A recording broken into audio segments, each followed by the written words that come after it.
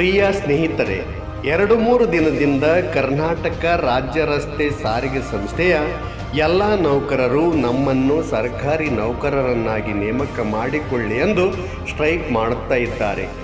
ನಿಮ್ಮ ಬೇಡಿಕೆಯನ್ನು ಈಡೇರಿಸಲು ಆಗುವುದಿಲ್ಲ, ಸ್ಟ್ರೈಕ್ ಮಾಡುವುದನ್ನು ಕೈಬಿಟ್ಟು ಕರ್ತವ್ಯಕ್ಕೆ ಹಾಜರಾಗಿ, ಇಲ್ಲದಿದ್ದರೆ ಎಸ್ಮಾ ಜಾರಿಗೆ ಮಾಡಲಾಗುವುದು ಎಂದು ಸರ್ಕಾರ ಹೇಳುತ್ತಾ ಇದೆ.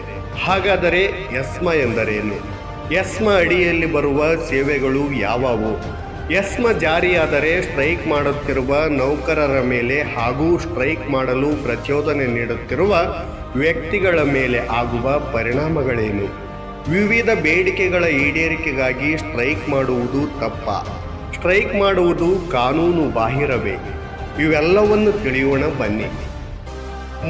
ಮೊದಲನೆಯದಾಗಿ ಎಸ್ಮಾ ಎಂದರೇನು ತಿಳಿಯೋಣ.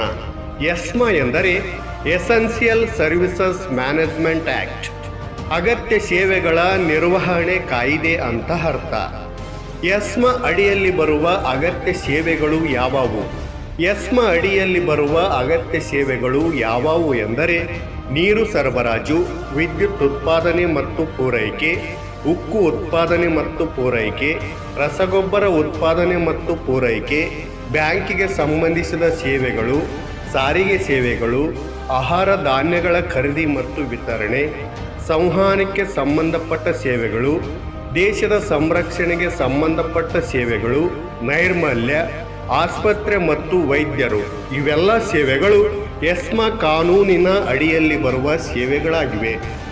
ಎಸ್ಮಾ ಜಾರಿಯಾದರೆ ಸ್ಟ್ರೈಕ್ ಮಾಡುವ ನೌಕರರ ಮೇಲೆ ಹಾಗೂ ಸ್ಟ್ರೈಕ್ ಮಾಡಲು ಪ್ರಚೋದನೆ ನೀಡುವ ವ್ಯಕ್ತಿಗಳ ಮೇಲೆ ಆಗುವ ಪರಿಣಾಮಗಳೇನು? ಎಸ್ಮಾ ಜಾರಿಯಾದ ನಂತರ ಸ್ಟ್ರೈಕ್ ಮಾಡುವುದು ಕಾನೂನು ಬಾಹಿರವಾಗುತ್ತೆ. ಆದ ಕಾರಣ ಇವರ ಮೇಲೆ ಕಾನೂನು ಕ್ರಮ ಕೈಗೊಳ್ಳಲು ಪೊಲೀಸರಿಗೆ ಅಧಿಕಾರವಿದೆ. ಸ್ಟ್ರೈಕ್ ಮಾಡುತ್ತಿರುವ ನೌಕರರನ್ನು ಮತ್ತು ಸ್ಟ್ರೈಕ್ ಮಾಡಲು ಪ್ರಚೋದನೆಗೆ ಕಾರಣವಾದ ವ್ಯಕ್ತಿಗಳನ್ನು ವಾರಂಟ್ ಇಲ್ಲದೆ ಯಾವುದೇ ಪೊಲೀಸ್ ಅಧಿಕಾರಿ ಅವರನ್ನು ಬಂಧಿಸಬಹುದು. ಸ್ಟ್ರೈಕ್ ಮಾಡುವ ನೌಕರರನ್ನು ಮತ್ತು ಸ್ಟ್ರೈಕ್ ಮಾಡಲು ಪ್ರಚೋದನೆ ನೀಡುತ್ತಿರುವ ವ್ಯಕ್ತಿಗಳಿಗೆ 1 ವರ್ಷ ಜೈಲು ಶಿಕ್ಷೆ ಅಥವಾ ದಂಡ ವಿಧಿಸಬಹುದು. ಹಾಗಾದರೆ ಸ್ಟ್ರೈಕ್ ಮಾಡುವುದೇ ತಪ್ಪ? ವಿವಿಧ ಬೇಡಿಕೆಗಳ ಈಡೇರಿಕೆಗಾಗಿ ಸ್ಟ್ರೈಕ್ ಮಾಡಬಾರ್ದಾ?